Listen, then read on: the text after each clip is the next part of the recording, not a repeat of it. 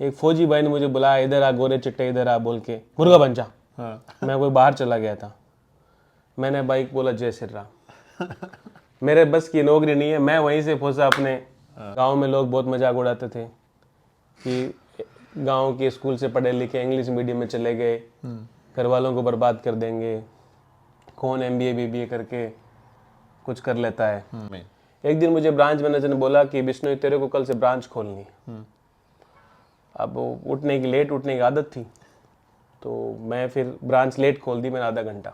8:30 की बजा, बहुत बड़ी ब्रांच थी, तिलक नगर राजा पार्क की, बहुत सबसे बड़ी ब्रांच थी। तो मुझे बोला कि तुम इस लायक नहीं हो, ये नहीं हो, वो नहीं हो, मेरे को कुछ बोल दिया था उसने।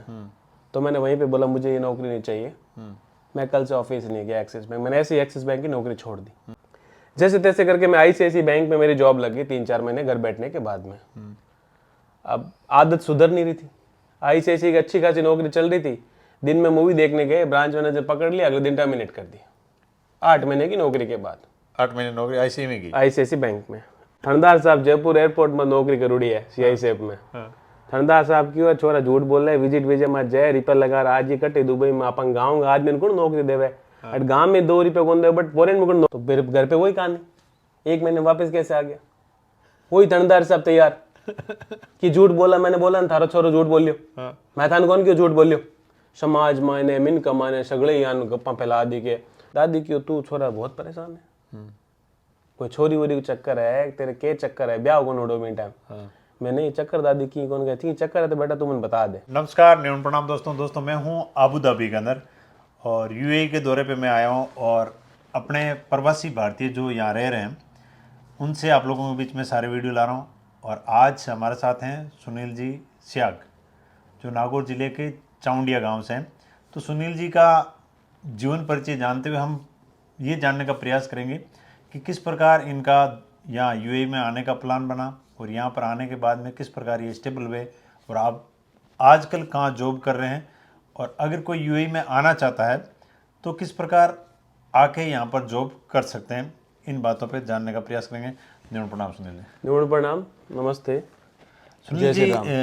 सबसे पहले तो आपका परिचय जो है दर्शकों को थोड़ा बता दो। देखिए, मेरा नाम सुनील सियाग, मैं चाउंडिया गांव से हूँ। फौजसाम से थोड़ा 4-5 किलोमीटर दूरी पे मेरा गांव है।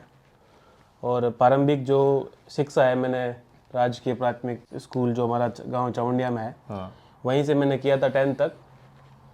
और फिर मैं 11th के बाद मैंने बोला कि मेरे को यहाँ पे पढ़ाई नहीं करनी है, मैं नागौर चला गया हॉस्टल में। अच्छा। तो 12th में मैं हॉस्टल में था और वहाँ से धीरे धीरे शहर के लोगों के बीच में गए, देखा रहन सहन क्या है। मेरा जो फैमिली बैकग्राउंड है, मेरे हम 6 भाई हैं, 4 भाई मेरे फौज में। तो पापा और मम्मी पापा का सबका एक ही सपना था कि 12वीं कर ली, फौजी बन जा। अच्छा। तो 1-2 बार मैं भर्ती में गया फौज में। तो बड़ी फनी स्टोरी है, मैं वहीं से स्टार्ट करूँगा। तो मैं नागौर भर्ती में दौड़ने गया था फौज में। अच्छा। तो मैं दौड़ तो लिया, 25 नंबर कुछ आए थे मेरे दौड़ में। मैं और मेरे भाई दोनों साथ में थे। तो मेरा भाई पहले राउंड में फेल हो गया। अब मैंने कहा घर पे जाएंगे पापा मारेंगे कि 2 साल गए थे, दोनों फेल हो गए। फिर 2 राउंड में भागा नहीं था, उसको देखा वो पीछे रह गया। फिर मैंने स्पीड बनाई, जैसे तैसे मैं 25 नंबर ले आया। वैसे करते करते वो सुबह की 4 बजे से लेके शाम को 4 बजे सीना नापने की बारी आई। एक फौजी भाई ने मुझे बुलाया, इधर आ गोरे चिट्टे इधर आ बोल के, मुर्गा बन जा। मैं कोई बाहर चला गया था। मैंने भाई को बोला जय श्री राम, मेरे बस की नौकरी नहीं है। मैं वहीं से फंसा अपने बैग वैग जो भी थे लेके घर चला गया और मैंने मेरे पढ़ाई मन लगा लिया। उसके बाद मैंने BBA किया, बैचलर इन बिजनेस एडमिनिस्ट्रेशन। वो अजमेर यूनिवर्सिटी से मेरी कॉलेज थी। तो वहाँ से मैंने मतलब जिस माहौल में रह के मैंने इंग्लिश मीडियम में 12वीं तक मैं हिंदी मीडियम में था और फर्स्ट ईयर से फौज साहब मैंने इंग्लिश मीडियम ले लिया। अच्छा, फर्स्ट ईयर से लिया आपने? फर्स्ट ईयर से मैंने पहली बार इंग्लिश मीडियम मैंने फर्स्ट ईयर से लिया। इंग्लिश मीडियम था, लोग बहुत मजाक उड़ा रहे थे, गांव में लोग बहुत मजाक उड़ाते थे कि गांव के स्कूल से पढ़े लिखे इंग्लिश मीडियम में चले गए, घर वालों को बर्बाद कर देंगे, कौन MBA BBA करके कुछ कर लेता है। तो फिर जैसे तैसे मैंने BBA 76 परसेंटाइल से किया था और कॉलेज में मेरी पहली या दूसरी तीसरी रैंक थी। अच्छा। फिर BBA करने के बाद मैं जयपुर चला गया केट की तैयारी करने के लिए, जो अपना MBA के एग्ज़ाम्स होते हैं। अब उसकी मैंने तैयारी की। मेरा सिम्बोसिस में 1-2 अच्छी कॉलेज में दाखिला करने के लिए मेरे घर पे लेटर भी आ गए थे। थोड़ा आर्मी बैकग्राउंड है, तो नंबर थोड़े ऊपर नीचे थे। तो भाइयों के प्रेशर आने लग गए, तू हमको बर्बाद कर रहा है। पापा किसान थे ही, भाइयों की इनकम थी, भाइयों ने ही पढ़ाया था।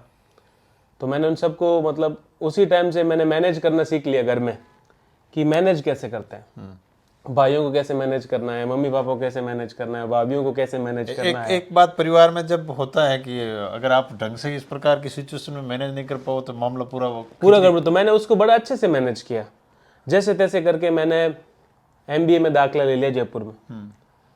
और किस्मत थोड़ी ख़राब भी थी कि जब हमने MBA स्टार्ट किया 2009 में, तब पूरे वर्ल्ड में मंदी थी। अच्छा, आपको याद हो तो। हाँ, तो 2009 US में मार्केट क्रेश हुआ था पूरा। 2009 में पूरा मार्केट क्रेश था। तो काफ़ी महंगी महंगी कॉलेजों में दाखिला हो गया था, पुणे, महाराष्ट्र, अपने इधर हर स्टेट की कॉलेज से मेरे पास ऑफर थे। फिर मैंने कहा इतने पैसे नहीं लगाए, मारवाड़ी थे, सोचा सस्ता MBA कर लेते हैं। तो 1,20,000 रुपये मेरे MBA की 2 साल की फीस थी। मैंने सुरेश ज्ञानविहार यूनिवर्सिटी से MBA कर लिया। अच्छा, और MBA के साथ साथ हम लोग थोड़ा इंटरेस्ट लगाने में लग गए कि आगे लाइफ में क्या करना है क्या नहीं करना है। मैंने फिर बराबर में बैंक PO की भी तैयारी कर रहा था। अच्छा, वो भी मैंने एग्ज़ाम्स दिए। जैसे मेरा MBA पूरा हुआ तो मेरे ऊपर घर से बहुत प्रेशर था कि नौकरी करनी है। नहीं, फौज जो आदमी का खून पसीने कमाई होती है, भाई आपको सपोर्ट दे रहे थे तो वो तो इतना ज़्यादा मेरे ऊपर सेल्फ प्रेशर था कि MBA कर लिया, मंदी चल रही है, नौकरी नहीं मिल रही है। हम थे कॉलेज में 200-250 स्टूडेंट, तो मेरे को एक्सिस बैंक में नौकरी मिल गया कैंपस से। अच्छा, तो वो भी बड़ी फनी स्टोरी है। 21 साल मेरी एज थी। तो मैंने जैसे मेरे को नौकरी मिली, नौकरी कदर नहीं थी क्योंकि नौकरी बहुत इजी मिल गई। 2-3 महीने में बैंक गया, एक्सिस की तिलक नगर ब्रांच में जॉब करता था मैं, राजा पार्क जयपुर में। अच्छा, जयपुर में। एक दिन मुझे ब्रांच मैनेजर ने बोला कि बिश्नोई तेरे को कल से ब्रांच खोलनी है। अब उठने की लेट उठने की आदत थी, तो मैं फिर ब्रांच लेट खोल दी मैंने, आधा घंटा। 8:30 की बजा, बहुत बड़ी ब्रांच थी तिलक नगर राजा पार्क की, बहुत सबसे बड़ी ब्रांच थी। तो मुझे बोला कि तुम इस लायक नहीं हो, ये नहीं हो, वो नहीं हो, मेरे को कुछ बोल दिया था उसने। तो मैंने वहीं पे बोला मुझे ये नौकरी नहीं चाहिए, मैं कल से ऑफिस नहीं गया एक्सिस बैंक। मैंने ऐसे ही एक्सिस बैंक की नौकरी छोड़ दी। 3-4 महीने घर पे बैठा, पैसे खत्म हो गए। मेरे को पापा के घर से फोन आ रहा है कि तू कर क्या रहा है। मैं की कौन करूँ, मैं तैयारी करूँ बैंक PO वगैरह की। और मैं झूठी डॉक्टर की रिपोर्ट ला के बोल ली मेरे ना स्लिप डिस्क हो गया और मैं बेड रेस्ट चाहिए मुझे 2 महीने की। वो मैंने घर वालों से झूठ बोला था, मैं आज सच बता रहा हूँ। मेरे को स्लिप डिस्क नहीं हुआ था, कोई प्रॉब्लम नहीं थी। घर से 25-30 हज़ार रुपये लेने थे खर्चे पानी के, वो मैंने लिए। जैसे तैसे करके मैं ICICI बैंक में मेरी जॉब लगी 3-4 महीने घर बैठने के बाद में। अब आदत सुधर नहीं रही थी। ICICI की अच्छी खासी नौकरी चल रही थी। दिन में मूवी देखने गए, ब्रांच मैनेजर पकड़ लिया, अगले दिन टर्मिनेट कर दिया 8 महीने की नौकरी के बाद। 8 महीने नौकरी ICICI में की? ICICI बैंक में। अब घर वाले बोल रहे हैं, ससुराल में बोला हुआ है बैंक में मैनेजर है, सोसाइटी में बोला हुआ मैनेजर है, मैनेजर साहब की नौकरी चली गई। अब मैंने कहा करे तो करे क्या आदमी। ब्रांच मैनेजर को समझाया भाई टर्मिनेट मत कर, दो कुछ किया। बोला नहीं टर्मिनेशन से होगा, इसका कोई दूसरा उपाय नहीं है। तो मैं अक्टूबर 2012 में टर्मिनेट हो गया। नहीं और है कि मैंने महिंद्रा एंड महिंद्रा के कुछ स्टॉक्स ले लिए इंट्राडे में। अच्छा, और मेरे 2.5 लाख रुपए का लॉस लग गया 2 दिन में। अच्छा, मतलब जो CCD करके कैफे डे था जयपुर में, अपने ये इधर सिविल लाइंस में, उसके अंदर बैठ के हमने इंट्राडे ठोक दिया महिंद्रा एंड महिंद्रा में। ज़्यादा नॉलेज था नहीं, वो मेरा पूरा 2-2.5 लाख रुपए जो भी मैंने बचाए 7-8 महीने में वो मेरे उड़ गए। सुना था कि भाई मार्केट में, सुना था कि कमा लेंगे पैसे, ये वो करे, मेरे सब उल्टा पड़ गया ये। फिर मैंने कहा अब करे तो करे क्या। मैंने मेरे बड़े भाई है जो वेद प्रकाश, आप जानते होंगे, वेद जी को जानता हूँ। वो उन दिनों भूटान थे आर्मी से। हाँ, तो उनके पैसे वैसे ठीक आ रहे थे। तो एक दिन मैं नर्वस बैठा था, तो बोला क्या तेरे को कोई दिक्कत है क्या है। मैंने कहा भाई दिक्कत तो है। तो उसको मैंने बताई थी कहानी। मैंने कहा ऐसे ऐसे मेरे साथ हो गया। उसने बोला यार 6 भाई है, सबसे छोटा है, तेरे को क्या चाहिए। मैंने मेरे को 50,000 रुपये चाहिए। बड़ी इमोशनल कहानी है, मेरे को आज भी याद है, मेरे रूम खड़े हो जाते हैं। उसने मेरे को फौज साहब बिना कुछ पूछे 50,000 रुपये दे दी। बोला 50,000 रुपये से तू करेगा क्या? मैंने कहा भाई देख, नौकरी तो कोई लगी नहीं है, मैं जाऊंगा दुबई। बोला कैसे जाएगा? बोला तेरे ऊपर ना मेरे को भरोसा है। मेरे को बोला कि तू जब रात में सोता है तो तेरे को सपने आते हैं क्या? तू हवाई जहाज में बैठ रहा है, ऐसे ऐसे तेरे को सपने आ रहे हैं? मैंने कहा हाँ रहे। फिर तू चला जा। मैं गया पापा के पास, मैंने कहा बाबा दुबई में नौकरी लाग गई और मैं दुबई जाऊँ। पापा ने गोली दी वहां पर भी? पापा के दोस्त है पापा थणदार साहब गाँव में, नाम तो मैं लूँ को नहीं मायदी मत। थणदार साहब जयपुर एयरपोर्ट में नौकरी करूड़ी है CISF में। थणदार साहब क्यों छोरा झूठ बोल रहे, विजिट वीजा में जय रिपर लगा आज ही कटे दुबई में अपन गाँव आदमी को नौकरी देवे, गाँव में 2 रुपये कौन देवे बट फॉरेन में कौन नौकरी देवे। मैं था विश्वास करो, मैं भी 50,000 रुपये ले आ गयो एक आदमी थ्रू, कोई कारपेंटर होटे शिकर को क्यों आप बड़े बढ़िया मैटर है और बिल्डिंग है, बढ़िया बढ़िया फ्लैट है, बने कोई दिक्कत नहीं, अपन आ जाओ। मैं टिकट पकड़ के आ गया दुबई एयरपोर्ट में। एयरपोर्ट में उतरी भी आदमी फोन करूँ, फोन ही नहीं उठावे, ना फोन उठावे ना मैसेज को जवाब दे। अब 21-22 साल, 21 साढ़े 20 साल मेरी एज। जयपुर के बाद में कभी दिल्ली कौन गौड़ो है, सीधी मेरी जगह जर्नी स्टार्ट हुई जयपुर दुबई। मैं जोधपुर गौड़ू, जयपुर गौड़ू, नागौर गौड़ू, बीकानेर गौड़ू, इंडिया मायने, और मैं कट्टी कौन गौड़ू, सीधो दुबई आ गयो। अब नॉलेज भी कोनी भाई, कट सिम कार्ड ले कट जा दुबई, कहीं मैप है कहीं मैप नहीं है, प्रिपरेशन जीरो ही। तैयारी कर लेता ना पहला कि भाई अपने दिमाग में ये है कि मेरे को वहां पे जाना है, टू टेक दिस मेट्रो है, टेक टैक्सी रीच देयर, ये ऐसा कुछ मेरे दिमाग में था नहीं। मैं वहां पे गया, आधा घंटा फोन किया, नहीं उठाया। किसी से फोन लेके मैंने बोला अलकूज इंडस्ट्रियल एरिया 4 का कोई एड्रेस है? उसने विजिट वीजा पे एड्रेस लिखा हुआ था, जो मेरे को वीजा दिया ना उसके नीचे एड्रेस लिखा हुआ था। उस एड्रेस से मैं उस मेट्रो का कार्ड वार्ड लिया, मेट्रो में किसी से पूछा भाई कैसे जाते हैं अलकूज। वो उन दिनों टेम्परेचर 50-55 पड़ता था, ये अक्टूबर नवंबर की बात है, चिलचिलाती गर्मी में आया। अब मेरे को टैक्सी वाला भी कोई मिल गया पठान, उसने भी धोखा करके मेरे को अलकूज इंडस्ट्रियल एरिया मेट्रो के नीचे छोड़ दिया।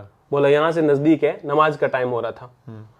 अब वो मेरे को बोला इधर ही पास में ही है, चले जाओ। अब मेरे पास 35 किलो के लगेज, मैं 3.5 किलोमीटर लगेज वो ट्रॉली वाले के साथ मिट्टी में पैदल चला, उसके वेयर हाउस में पूछते पूछते पहुंचा। 15-20 दिन मेरे को हो गया वहां पे। घर पे बोला भाई जॉब लगी हुई है, तो घर से तो फोन आ रहा है कितने पैसे हैं, कुछ खर्चा पानी कितना हुआ है, पता है ना आपको यहाँ आने के बाद क्या एक्सपेक्टेशन होती है कि लाखों कमा रहे होंगे। तो फिर मैं पर को विजिट वीजा मेरा 30 दिन का था, मुझे किसी एक आदमी ने जॉब ऑफर किया, 5-10 दिन नौकरी पे बुलाया और उसको पता चला इसका वीजा खत्म होने वाला है। तो मुझे बोला मैं तेरे को 2,000 रुपये तनख्वाह दूंगा, तो मेरे ज्वाइन कर ले। बात किया था 5,500 का, वो भी कंपनी का, I don't want to disclose that company name, but this kind of the fraud happen generally in UAE. When newcomers comes, they just tell you that we are hiring you, you come and work for us. Then later on they will refuse you, they will not give you the visa. They will think that this guy in problem, he will start working with the lower salary. Somehow I had encouraged, I refused him. I said छोड़ो, अपन को क्या करना, मेरे को नौकरी नहीं करनी। उतने में ईद की छुट्टियां आ गई। एक जगह पे कहीं मैगजीन में लगा हुआ था कि एक मेट्रो स्टेशन के बाहर इंटरव्यू चल रहा है, तो मैं वहां पे चला गया सुबह 5 बजे उठ के। सबसे पहले जब गया तो आगे 350 लोगों की लाइन लगी हुई थी। तो जैसे तैसे 350 के बाद में नंबर, मैं थोड़ा शक्ल से गोरा था और उन दिनों स्मार्ट भी था दिखने में, तो मेरे पे किसी की नजर पड़ी कि भाई ये बच्चा लाइन में कौन खड़ा है, इसको आगे लेके आओ। तो मेरे गुरु है अपने यूपी से है, अभी जयपुर में सेट है, उसका नाम है, मैं लेना चाहूंगा, ऋषि टंडन। तो उन्होंने मेरा इंटरव्यू लिया, बोला कि कहाँ से है, क्या है, कर लेगा काम। मैंने कहा सर कर लूंगा, मेरे को मौका दे दो, मैं बहुत परेशान हूँ वैसे भी और मैं कर लूंगा। एक फनी स्टोरी भी इस बीच में यही रही कि अब गांव से, छोटे से गांव से आया, किसी HR लेडी थी बड़ी, उसने इंटरव्यू ले लिया इंग्लिश में। थोड़ी थोड़ी इंग्लिश आती थी मेरे को, ज़्यादा तो उन दिनों प्रॉब्लम थी। तो मैं इंटरव्यू ले रहा था, तो क्या मैं नीचे देख रहा था ऐसे। अब पता है आई कांटेक्ट करना होता है, इंटरव्यू के कुछ नॉर्म्स होते हैं, तो मैं नर्वस हो गया। उसने मेरे को रिजेक्ट कर दिया कि ये लड़का ना आई कांटेक्ट नहीं करता इंटरव्यू के अंदर। अच्छा। तो मेरे मैनेजर मेरे को पूछा तूने क्या किया? मैंने कहा सर आपको पता है ना, मैं थोड़ा उस जगह से आता हूँ जहाँ पे हम लेडीज के सामने आंखों से आंखें देख बात नहीं करते। उसने जाके उसको बताया कि आप चाहो तो इंटरव्यू दोबारा ले लो. He respected you. That is why he didn't look into your eyes. But he know that what is the rule for interview and all. तो वो हंस के उसने बोला अच्छा ये बात थी. बोला हाँ. तो उसने मेरे को पास कर दिया. फिर मैंने जैसे तैसे वहाँ पे जॉब का ऑफर लेटर लिया. एक आपको पता है जब जॉब मिल जाती है तो वापस इंडिया जाना पड़ता है. उसके बाद वो लोग वीज़ा भेजते हैं वीजा लेने के लिए. अब मैं इंडिया गया तो फिर घर पे वही कहानी. 1 महीने वापस कैसे आ गया. वही तणदार सब तैयार कि झूठ बोला. मैंने बोला ना थारो छोरो झूठ बोलियो. मैं थाने कौन क्यों झूठ बोलियो. समाज मायने मिन कमाने सगळे यान गप्पा फैला दी के ओ यही घूम रहा गयो और सट्टा खेल गयो फलान घेर गयो यान 50,000 दिया जगह. बात तो बे उन्ने बुने कर दिया. ओ की काम को नहीं छोरो. अभी मैं क्यों यार अभी घर यार बैठे मैं क्यों मैं तो नौकरी लाग गई लेकिन मैंने एक ट्रांजिट चेंज करना पड़ा है. कोई रूल है तो भी वास्ते मैं आया हूँ. फौज साहब 10 दिन निकल गया 15 दिन निकल गया 20 दिन निकल गया वीज़ो को नहीं आया. ना ही कोई एचआर है फोन वोन उठावे. अब मैं बहुत परेशान हूँ. बड़ा पाछो मेरी दादी इस साल चली गई. दादी मेरे बहुत ही भक्ति है और राम के अलावा दूसरा कोई वर्ड कौन ले मुँह मत है. दादी क्यों तू छोरा बहुत परेशान है. कोई छोरी वोरी का चक्कर है तेरे के चक्कर है ब्याह को नोडो में टाइम. मैं नहीं चक्कर दादी की कौन कहती चक्कर है तो बेटा तू मुझे बता दे. मैं एक दादी हूँ यहाँ झूठ बोलियो बाबे ने और बाबा ठोकी कहीं नौकरी जयपुर में छोड़ दी. MBA में पैसा लगा दिया और वो भले ही मेरी घरे बैठे हो. तो मैं एक दादी क्यों थारे वो बी टाइम है ना भाई इतनी इंटरनेट गाँव कौन चाउंडी में इंटरनेट कौन हूँ. अमेरिकन मोबाइल मल्टीमीडिया नो के आश है भी हल्की हल्की ईमेल खुला है. दादी अगले दिन जोत कर आई मंदिर और हमारे घरे खुद गुरु जामुसर भगवान का मंदिर है. जोत कर आई मन क्यों तेरे थारे वो की वह ने रे कोई लेटर फेटर आवे यार कोई आवे यहाँ लेटर है की है नहीं. मेरी दादी वो ईमेल है कि हाँ बोई तू वो चेक कर. मैं करी मोटरसाइकिल स्टार्ट हूँ बोई गुड़े जार मैं बट भाई ईमेल डाली गूगल मत जार देखियो मेरे वीजो आवड़ो. मन दादी आ बात बता दी पहले की तेरे वीजो आवड़ो. हम चार तो आया करे हूँ क्यों बूढ़िया हूँ. बूढ़िया ठा पड़ गयो दादी वो बटो मेरे वीजो आ गयो और मैं पाछो दुबई आयो. दुबई यार नौकरी स्टार्ट करी मैं फाइनेंस कंपनी में सेल्स एग्जीक्यूटिव 3,750 दिरहम में शुरुआत में. मतलब मामलों में शुरुआत में ठीक ठाक जमी फंपड़ी जुड़ा ठीक ठाक मतलब मेरा जुगाड़ सही लग गयो. प्लस इंसेंटिव वगैरह बनने लग गयो और पंजाबंग मारवाड़ी तान ध्यान है स्टाइल साल भर बाद में मैं ताने बताऊं रहने वो स्टाइल का ही होती बट पहले स्टार्टिंग में एक रूम रे मायने 1 पार्टीशन 2 पार्टीशन 3 पार्टीशन 4 पार्टीशन. छोरा सिगरेट पिए मायने दारू पिए धुओं रात रे मायने रूम में पूरो बढ़ जाए. एक करकटे बाओ नागो रावड़ा जो क्यों तू स्काइप मत कॉल कर. अभी टाइम स्काइप चाल दो. मैं स्काइप मत कॉल करियो बडो वापन कहीं बेटा धुओं दिख्यो पर क्यों रे आराम खोर के वो कहीं सिस्टम स्टार्ट करियो अटते ऊपर धुआं आवे यहाँ ने रो कहीं सिस्टम में तेरे घर वो दिखा मन मैं वो कैमरो दिखायो बनने यार ओ कहीं में मेरा रूम है क्यों डे फौज में कोनी वे तू मरियो फौज की नौकरी तेरे लागे भी छोड़ मरियो भी जी गया रोन तो भी ठहर के भाई तो 1000 किलोमीटर दूर जार मरियो आ नौकरी तेरे मैं नौकरी है के कल वो रूम चेंज कर मन क्यों गया कितना दिन का मैं 4,000 रुपया आया कि रूम का कितना लगे 2,000 क्यों कल आप रूम ले मैं अगले दिन मैं 50% को रूम ले लियो रूम ले दिखायो बाबा भी कौन रहे क्यों पसंद है क्यों डेली कोट वोट पैर जाए सूट वूट पैर जानी फोटो भेज देनी और आप ओ काम बढ़िया मैं बैठा हूँ वहाँ 1 साल भर नौकरी करी कि पैसे कमाया ब्याह करियो ब्याह होते थे पूग गया ब्याह सिद्ध हो गयो या पहले कोई अरेंज मैरिज है या लव मैरिज. आप अरेंज मैरिज है पापा ही करी मेरी 10वीं पढ़ तो जल्दी मेरे से गई होगी और पापा का नाम दे दें तो पहले छोरे आजकल तो ठंडा है कौन छोरे देवे लोग अमूमन देश में बाहर आवन विदेश में ब्याह कर ले थारो कोई मूड बनी मन मूड मतलब थान सच बताऊं तो एक चीज आई कि आपंगे आपा जगह जीवाना आज वहाँ का आपंग माँ बाप को मान सम्मान सोसाइटी में मायने कम नहीं होना चाहिए. बाकी आप बात को नहीं है कि भाई कोई ऑफर कौन मिले या कोई मैटर कौन मिले वो मैटर सब नहीं मिले लाइफ के मायने लेकिन आप आ सोचो दिमाग में कि माँ बाप है, मोटा करिया है, पालिया है, तो मेरे शुरू में भाई के पापा जू करी ना बा आप बात टाणा कोनी आपंग सगाई करुड़ी। और मेरे ससुराल वाले एक दो बार बात करी, फॉरेन में रहे जो कि गई छोड़ा मेरा कहाँ कोनी। अच्छा यान बयान वाही करी मैं तो बिंग बाद बा पतो करियो बन गया भाई नौकरी सही करेगे। हाँ तो बैंक वालों चक्कर चालियो जी टाइम पे ससुराल वाला वो एक बार हटपण उड़ो न मतो को नहीं हकबण में एक बार थोड़ो भी टाइम फोन वोन रोंदो कोनी, अगर फोन होतो ना तो गए टूट जाती। हाँ फोन को नहीं होनी, ये फोन नहीं होने की वजह हुई क्या डेली यान कोई बात होंदी भी नहीं तो 15-20 दिनों बाद पुरानी पड़ जाती है। पर मेरे ससुराल में भी दादाजी बैटरी चेंज हो जाए तो कोई दादाजी तो बे रिटायर्ड टीचर है, तो बे भी यान शोभन ही आदमी है, तो बे कोई यान गुर्दी कुर्दी खबर आई भी जे बे विश्वास कौन करे। पर मैं कोई चीज क्यों ना भाई 29 तारीख को आऊँ ब्याह में तो मैं बात चीज डिले कौन करी। तो मैं 28 नवंबर में 2013 में मेरी शादी हुई। शादी हुई बाद में लुगाई टावरा ने लावण में बड़ा दिक्कत, मोटे परिवार में ध्यान है कि छह भाई बहन बट कहीं कहीं हुआ है इंडिया में गांव शहर ले जाने मुश्किल। कोई मोटो भाई के पहले माँ ने कौन लेगो फॉरेन, छोटकियों के बाबा ने कौन लेगो, बीहू छोटकियों के माँ ने कौन लेगो।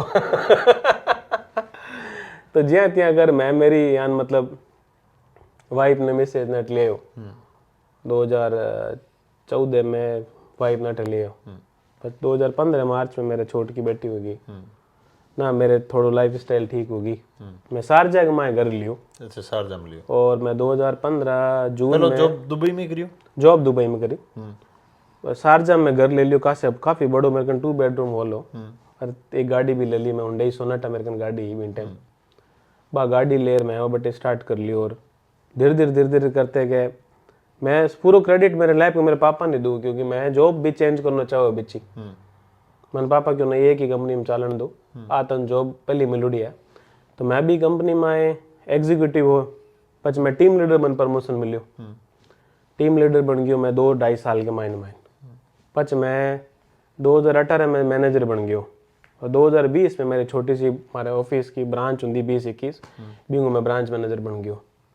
यहाँ कर मैं बहुत बटे करियर स्टार्ट करियो। और आज सोचो थे इंडिया के माए कम मेरी 500-700 आदमी ने अट नौकरी दौड़ी है। मतलब दुबई कोई विजिट विजय मत कोई आदमी आयो ना मन आके आप बात कही मैं विजिट में जे बात मैं परेशान हूँ, तो मैं भी आदमी ने नौकरी दी आ समझ गए कि मैं किस सिचुएशन में गुजर हूँ। तो थे इंडिया के किसी भी स्टेट में जाके मेरे बारे में अगर उतना 5 आदमी का नाम दूँ ना तो बे आदमी कही वो आदमी बहुत बढ़िया। तो आ सोचो कि हर इंडिया के स्टेट के माए मेरा 5-5 10-10 आदमी यान का है। काल ने मैं कटी घूमन बूझू ना मेरे होटल रिजोर्ट वाला खर्चा को लगे। अच्छा माड़ो उड़ो मामला वो मामला अपन हर स्टेट के माने वो अपन मामलो है कि यान के छोरा है, कोई कनाडा में सेटल हो गयो, कोई ऑस्ट्रेलिया में सेटल हो गयो, कोई अमेरिका में सेटल हो गयो, कोई जर्मनी में सेटल हो गयो। तो अपन के जगह भी यान आड़े पड़े आदमी काम करता ना बे आदमी यान सेटल हो गया। बिंग बाद में धीरे धीरे करते करते वो एक मन अब जो की नौकरी मिली अटे सिटी बैंक में, लारला 2 सालों में अटे अबू धाबी सिटी बैंक में। और वो करियर और आ जर्नी है छोटी सी। सिटी बैंक कितना डिजिट में दे इंडिया की सैलरी? देखो डिजिट में तो मेरे हिसाब में 5 ही है डिजिट तो, लेकिन इंडिया का दुबई का। हाँ लेकिन अब देखो गुरु महाराज दया टाइम पास हो जाए और आप जगह जगह उठ रहे हैं ना, अपन चाहे 3 डिजिट 4 डिजिट भी मिले ना अपन भाई ऐसे थी कौन स्टार्टिंग।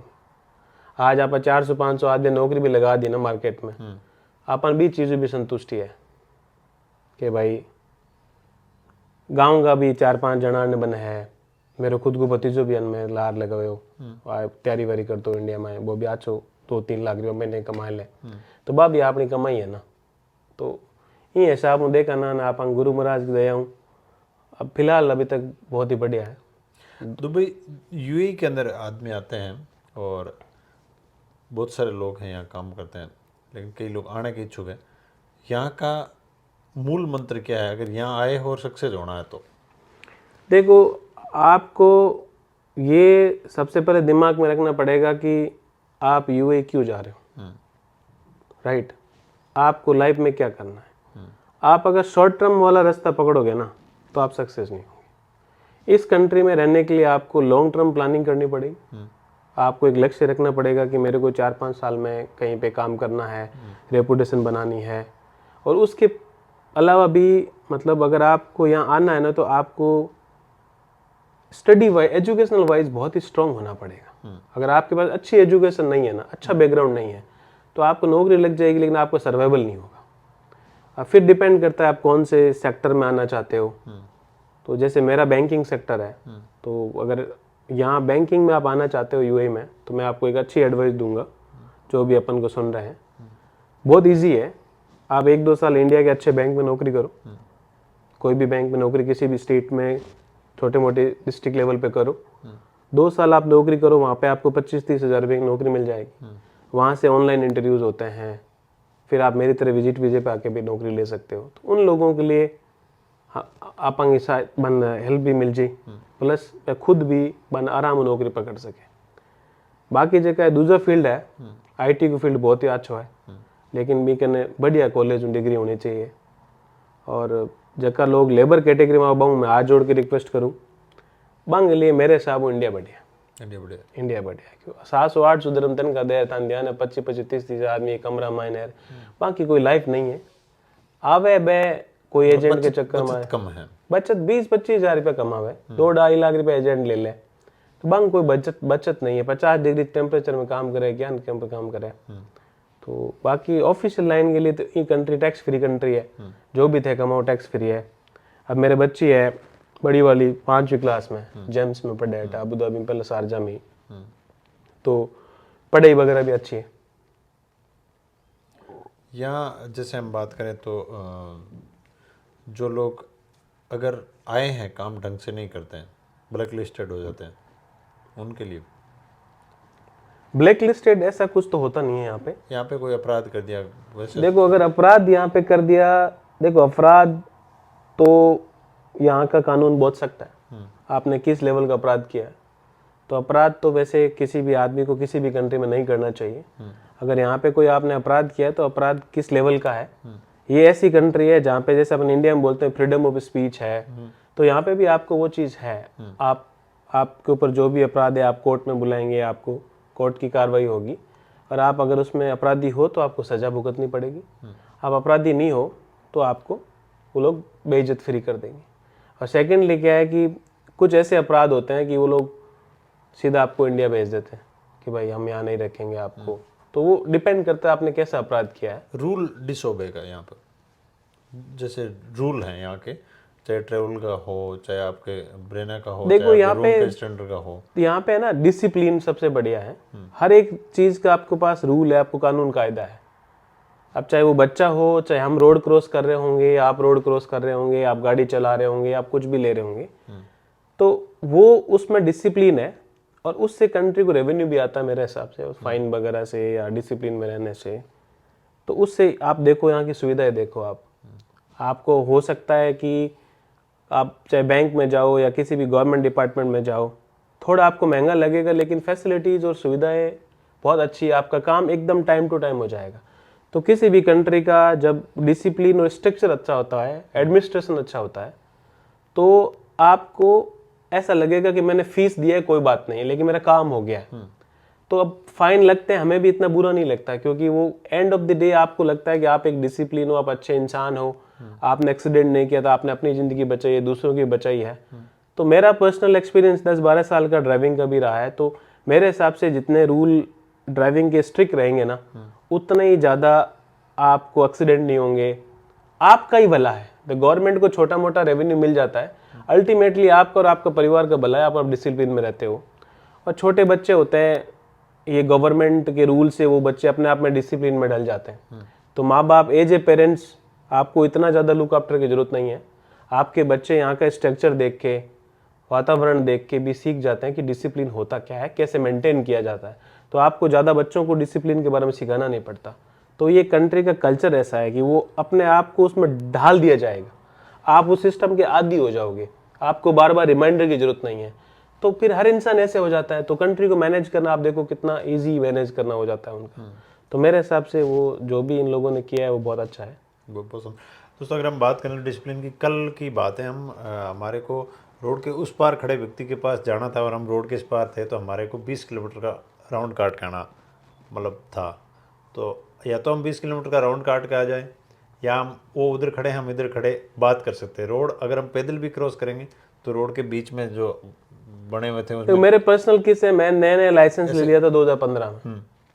तो मेरी वाइफ आज भी मेरे को मजाक करती है कि इनके साथ बैठते हैं तो एक एग्जिट सही नहीं लेते। तो मैंने कई कि ऐसे ऐसे एग्जिट लिए जिनसे मैं 100 किलोमीटर आगे गया हूँ, मुझे यू टर्न का रास्ता नहीं मिले।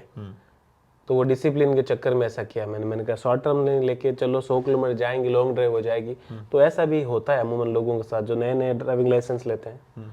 और लाइसेंस का भी मैं आपको अगर यहाँ पे प्रोसेस बताऊंगा तो काफ़ी अच्छा प्रोसेस है। मैं 5 बार फेल हुआ था, तो 6ठी बार मुझे लाइसेंस मिला। लेकिन इसका एक फ़ायदा बताता हूँ, मैंने आज तक कोई एक्सीडेंट नहीं किया हूँ 10 साल में। 10 साल में मैं ऐसा बंदा हूँ, काफ़ी लोगों में से एक हूँ, मतलब हजारों में से एक हूँ जिसके नाम पे लाइसेंस पे कोई एक्सीडेंट नहीं है। तो इसका एक रीज़न यही है कि मैं 5 बार फेल हुआ, मैंने अच्छी ड्राइविंग सीखी। इंडिया में मेरे को बाइक चलानी आती थी। तो वो एक कहीं ना कहीं पैसे लगते हैं, बट एक टाइम के बाद इंसान मतलब पैसों को ज़्यादा प्रायोरिटाइज नहीं करता है। वो देखता है मेरा हेल्थ कैसा है, मेरी सेफ्टी कैसी है, मैं सिक्योर हूँ कि नहीं हूँ। तो ये कंट्री में अमूमन लोग इसलिए ज़्यादा आते हैं कि उनको लगता है कि पैसा तो कमा ही लेंगे, लेकिन पैसा के अलावा जो बाकी सारी चीज़ें हैं वो ज़्यादा सेफ है। बहुत सुंदर कि पैसा कमाना ही लक्ष्य नहीं, पैसे के साथ साथ सेफ्टी भी जरूरी है। और उसके साथ में बहुत सारी ऐसी चीज़ें हैं, टैक्स की हो, चाहे बच्चों की शिक्षा की हो, उसके बाद में परिवार की सेफ्टी की हो। और परिवार की सेफ्टी पे मैं आपको एक चीज़ सब लोगों को बताना चाहूँगा। जैसे मेरे 2 बेटियां हैं, मेरी वाइफ है। इस कंट्री के अंदर आप रात को 3 बजे भी निकल जाओ, किसी की मलाल नहीं है किसी बहन बेटी के सामने नज़र से देखना और उसको बोलना कि तुम कहाँ जा रहे हो, मैं तेरी हेल्प कर दूँ, कुछ नहीं। तो ये डिसिप्लिन के मैटर जो आप बता रहे थे ना कानून को लेके, इस चीज़ को लेके यहाँ पे कानून बहुत तकड़ा है। आपने किसी के सामने गलत नज़र से 1 मिनट से ज़्यादा देखा, जो मैं आई कांटेक्ट के बारे में स्टार्टिंग बता रहा हूँ, आपके ऊपर सारे कानून लग जाते हैं, आप धराशायी हो जाओगे, उसके ऊपर आपको माफ़ी नहीं।